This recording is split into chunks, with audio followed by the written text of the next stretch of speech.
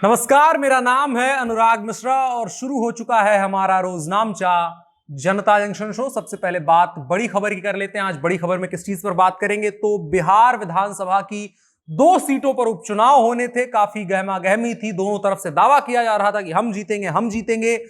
अब रिजल्ट आ गए हैं और रिजल्ट आए हैं कि दोनों सीटों पर जनता दल यूनाइटेड ने ठीक ठाक मार्जिन से जीत हासिल कर ली है। जिस तरह से कहा जा रहा था कि कम मार्जिन रहता है इन उपचुनाव में जीत को लेकर के, बिहार विधानसभा कुछ सीटों पर कम मार्जिन से जीते थे, लेकिन यहां पर ठीक ठाक मार्जिन से जीते हैं। एक सीट पर 12,000 के तकरीबन वोट से जीता है जनता दल यूनाइटेड। दूसरी सीट जीती है जो 3500 से ज्यादा वोटों पर। उस तमाम चीजों को लेकर के इर्द गिर्द हमने दिन भर भी बात करी और आज भी जो अतिरिक्त चीजें रह गई हैं उनको लेकर के हम तफसील से चर्चा करेंगे, विमर्श करेंगे। लेकिन उससे पहले खबरें इन शॉर्ट।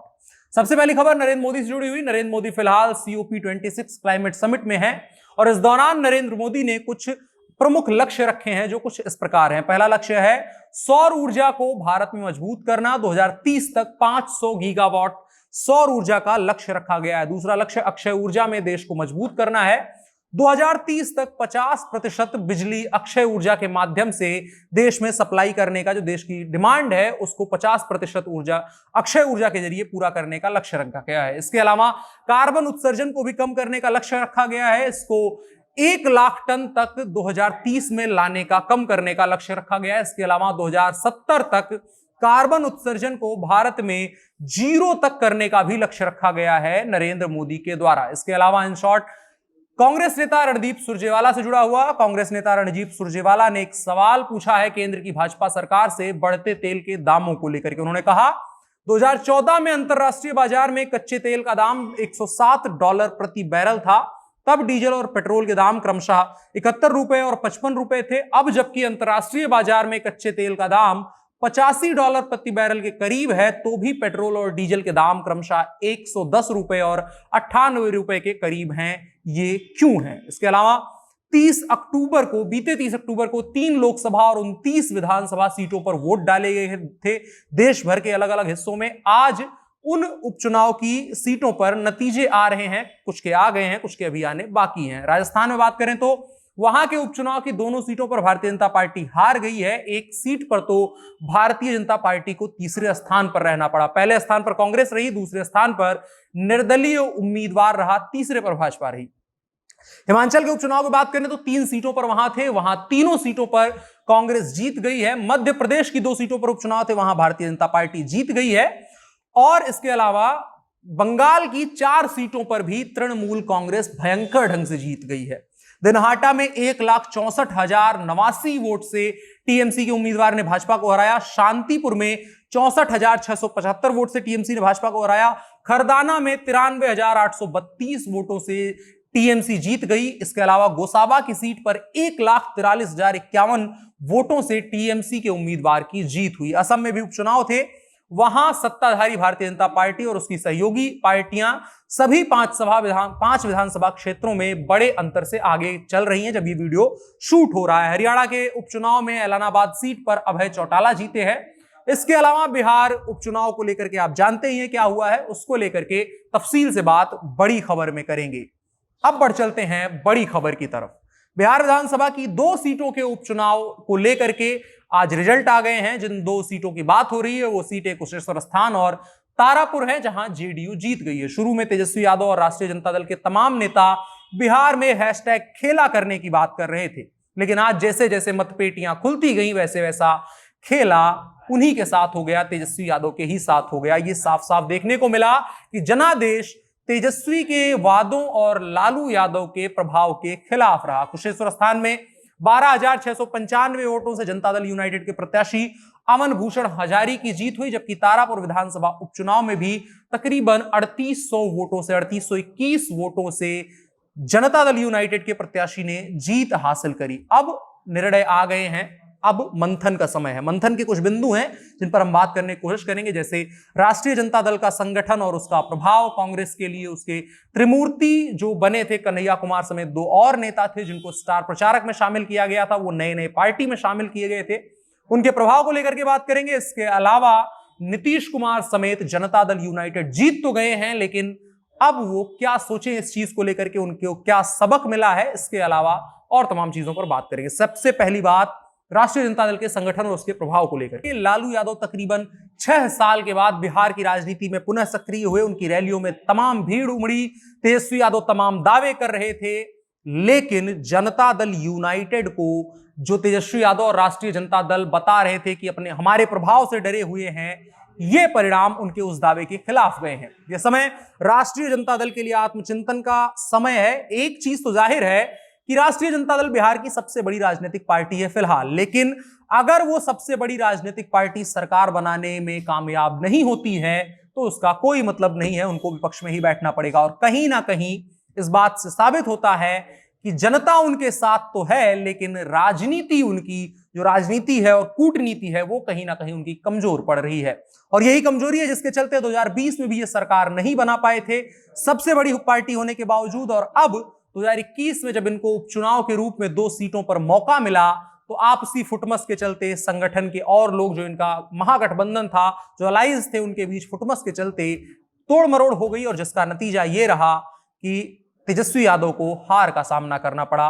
कांग्रेस का साथ छोड़ना इनके लिए सबसे ज्यादा नुकसानदायक रहा, जो परिणाम में आज हमने बात भी करी कि कुशेश्वर स्थान पर अगर कांग्रेस का प्रभाव देखें तो कांग्रेस को तकरीबन 5600 वोट मिले। और इस बात से इनकार नहीं किया जा सकता, अगर कांग्रेस और राष्ट्रीय जनता दल एक साथ होते तो कहानी कुछ और हो सकती थी। और राजनीति यही है, कहीं ना कहीं उसको समझने में राष्ट्रीय जनता दल से भूल हुई। अब अगला जो पॉइंट है, जो बात करने वाला है कि कांग्रेस का क्या हुआ, कांग्रेस के साथ तमाशा क्या हुआ। तो कांग्रेस के साथ तमाशा ही हुआ है।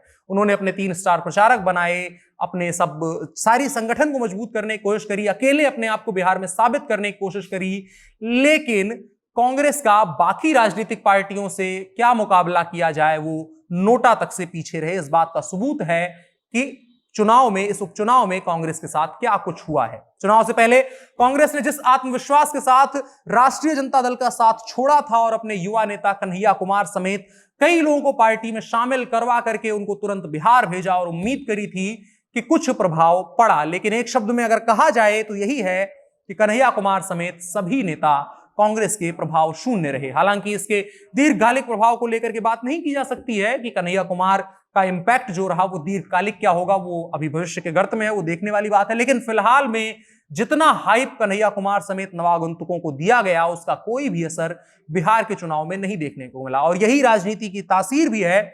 और खास करके हिंदी बेल्ट की जो राजनीति है, वहां हेलीकॉप्टर से उतरे नेताओं के लिए कोई जगह नहीं है। खास करके यहां जमीन से जुड़े हुए नेताओं के लिए जगह है। बिहार ऐसा राज्य है जहां चुनावों के समीकरण और वोट किसको देना है, इसके समीकरण कई पुस्तों के लेखे जोखे से बनते बिगड़ते हैं। और आखिरी चीज, नीतीश कुमार जीत तो गए हैं, लेकिन इस जीत के मायने क्या हैं और उपचुनाव के परिणाम क्या साबित करते हैं। तो वैसे तो उपचुनाव के जरिए पूरे राज्य का मूड नहीं बताया जा सकता, क्योंकि ये 2-4 सीटों पर ही होते हैं, लेकिन होता यह है कि उससे अंदाजा लगाया जा सकता है। और खास करके मीडिया रिपोर्ट्स को देख करके, क्योंकि पूरे राज्य का इंटरेस्ट उन सीटों पर आ जाता है, और जब जनता क्या बात कर रही है उन चीजों को लेकर के, ये चीज भी देखने वाली बात है। जिस तरह से अंदर ही अंदर नीतीश कुमार को लेकर के लोगों के अंदर नाराजगी थी, ये जाहिर तौर पर कई लोगों ने बात करते हुए अलग अलग लोगों से बताया है। लेकिन एक बात यह भी थी कि नीतीश कुमार से कुछ नाराजगियां थी, लेकिन वोटर राष्ट्रीय जनता दल के साथ नहीं जाना चाहते हैं। अगर आप मीडिया रिपोर्ट्स को ध्यान से देखेंगे, सोशल मीडिया को ढंग से देखेंगे, तो एक चीज जो समझ में आएगी कि लोग नीतीश कुमार से तो खफा हैं, लेकिन वही लोग राष्ट्रीय जनता दल, तेजस्वी या लालू यादव को अपना भविष्य नहीं देना चाहते हैं, उनके हिस्से में नहीं सौंपना चाहते। अब बढ़ चलते हैं आज के कानून के हिस्से की तरफ। आज के कानून के हिस्से में बात करेंगे इलाहाबाद उच्च न्यायालय के एक फैसले को, जिसको मैं एक शब्द में अजीब कहूंगा। एक मामले की सुनवाई करते हुए इलाहाबाद उच्च न्यायालय ने बेहद अजीबोगरीब फैसला दिया। दरअसल मामला यह था कि एक लड़की अपने प्रेमी के साथ दिन में जाती है, उसके बाद वो एक नदी के पुल पर पहुंचते हैं। वहां जिसको आरोपी अभी बनाया गया है, राजू नाम है, उसने अभियोक्ता के साथ यौन संबंध बनाने की इच्छा व्यक्त की। अभियोक्ता उस लड़की के मुताबिक कड़े प्रतिरोध के बावजूद राजू, जिसको कि आरोपी बनाया गया है, दोनों में अंत में सहमति हो जाती है और दोनों की सहमति से शारीरिक संबंध स्थापित होते हैं। इसी दौरान 3 और अन्य लोग वहां से गुजर रहे होते हैं। वो आते हैं, गाली गलौज करते हैं, राजू के साथ मारपीट करते हैं और पीड़िता के साथ दुष्कर्म करने लगते हैं। राजू अकेला था, जाहिर था कि उन 3 लोगों से अपनी प्रेमिका को बचा पाना मुश्किल और नामुमकिन था। उसके बाद दुष्कर्म होता है, वो लोग चले जाते हैं। राजू और उसकी प्रेमिका उन तीनों के खिलाफ मामला दर्ज करवाने जाते हैं। वो दोनों एफआईआर दर्ज करवाते हैं, एफआईआर दर्ज होती है, उसके बाद मामला अदालत में जाता है।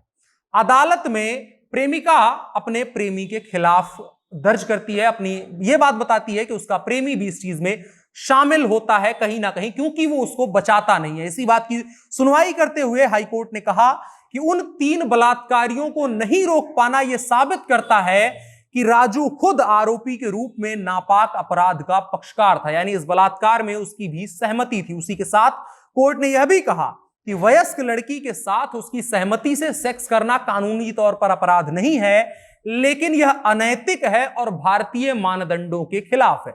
न्यायमूर्ति राहुल चतुर्वेदी ने राजू को आरोपों से बरी करने या जमानत देने से इनकार करते हुए कहा कि जब उसकी प्रेमिका अन्य आरोपियों के साथ यौन उत्पीड़ित हो रही थी तो उसकी रक्षा करना राजू का कर्तव्य था। इसमें असफल रहने की वजह से उसको भी उतना ही अपराध का भागी माना जा सकता है, इसलिए अदालत उसे जमानत या केस से मुक्त नहीं कर सकती है। देखने वाली बात होगी जब मामला ऊपरी अदालत में जाएगा तो अदालत इलाहाबाद उच्च न्यायालय के इस अजीबोगरीब फैसले पर क्या कहती है।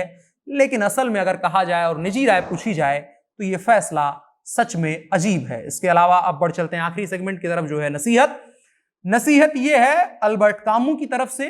वो कहते हैं, हमारी गर्दन किसी के पांव तले दबी हो और हम विरोध की एक आवाज तक निकाल ना पाएं, इसका सीधा अर्थ है कि शोषण में हमारी भी भागीदारी है।